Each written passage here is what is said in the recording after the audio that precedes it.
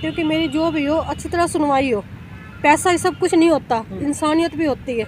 जी, सीधा सीधा कह रहे हैं। मैं जितने भी ये बड़े बड़े जो पुलिस वाले जिन्होंने पैसा खा के मेरा केस दबाया है, अब तक भी दबाया है, यहाँ तो ये कह रही हूँ कि मैं अनिल विज से सबसे ज़्यादा रिक्वेस्ट करती हूँ, कम से कम एक बार वो हिसार आके यहाँ का भ्रष्ट जो प्रशासन है, सिर्फ जो पैसे पे चलता है, एक बार आके यहाँ विजिट करे कि ये लोग कितने भ्रष्ट हैं।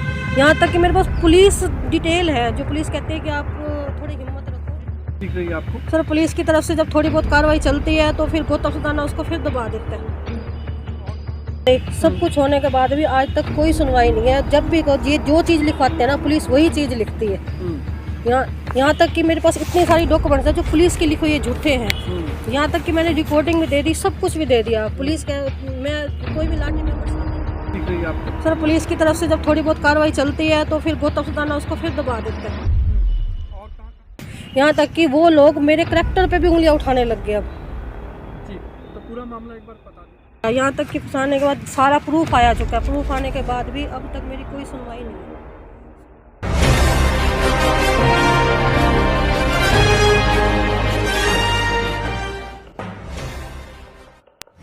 आपका नाम बताइए। सुनीता रानी। बताएंगे क्या है सारा मामला? सर, ये सारा मामला हिसार में लाटरी चलाने वाले गिरोह का है, बिंदी टेलर और हसना अरोड़ा, जो कि ऐसे कार्ड बना के कम से कम करोड़ों का काम करते हैं। इनकी धोखाधड़ी की जब मैंने पुलिस कंप्लेन की ना, उस पुलिस कंप्लेन में इनका पैसा चलने से आज तक पुलिस इनका साथ दे रही है। साथ क्यों दे रही है? क्योंकि ये बिंदी टेलर जो है, ये गौतम सुल्ताना का रिश्तेदार है और इन्होंने मेरे को झूठे केस में फंसाया। यहाँ तक कि फंसाने के बाद सारा प्रूफ आया चुका है। प्रूफ आने के बाद भी अब तक मेरी कोई सुनवाई नहीं है। सुनवाई है तो सिर्फ उन लोगों की। तो अभी कहाँ आपने कंप्लेंट दी? मैंने अनिल विज को, पीएम ऑफिस, सब जगह कर दी। अभी उपासना मैडम ने मेरी सारी वो 420 की सारी छानबीन की है। उपासना मैडम मेरे को रिपोर्ट बना के दे गए हैं। उस रिपोर्ट की भी कोई वैल्यू नहीं है।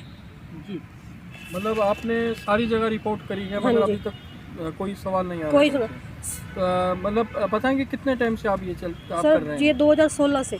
2016 से आप मतलब कंप्लेंट्स पे कंप्लेंट्स कर रहे हैं, मगर कहीं ना कहीं से जवाब नहीं आ रहा है। नहीं आ रहा।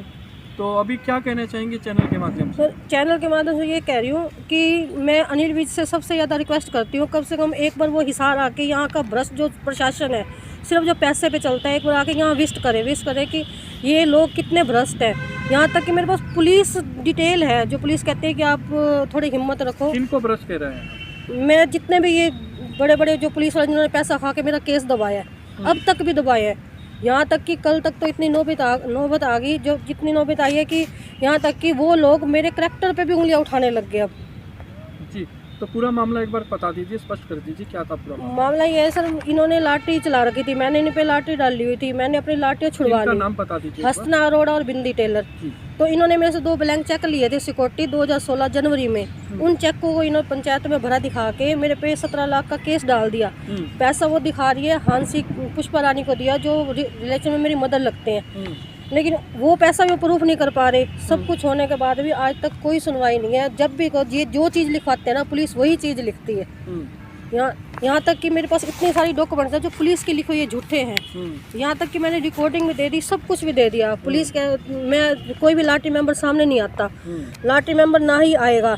जब हसना अरोड़ा की खुद की बात है कि तूने मेरे लाठियों का सारा काम बंद करवा दिया, इससे ज़्यादा प्रूफ क्या दूँ मैं? मतलब वो खुद कह रहे हैं और उसके बावजूद भी कोई मतलब सुनवाई नहीं हो रही? नहीं सुनवाई हो रही। तो और कहाँ गए आप? सर, मैं अनिल विज के साथ एक बार अम्बाला गई थी। अभी मैंने 2 दिन पहले मेल डाली है, जिसमें पुलिस डिपार्टमेंट ये कह रहा है कि आप टेंशन मत लो, थोड़ा हिम्मत रखो। बिंदी का 2 करोड़ का सालाना धंधा है, और जो आज भी धंधा कर रहा है। यहाँ तक कि बिंदी के खुद के बयान है कि मैं ये काम करता ही नहीं। तो अभी आप चैनल के माध्यम से क्या अपील करेंगे? चैनल से माध्यम से मैं अपील करती हूँ अनिल विज से कि मेरी जो भी ये कार्रवाई ना, कम से कम इंसानियत के नाते सही ढंग से इसकी कार्रवाई की जाए।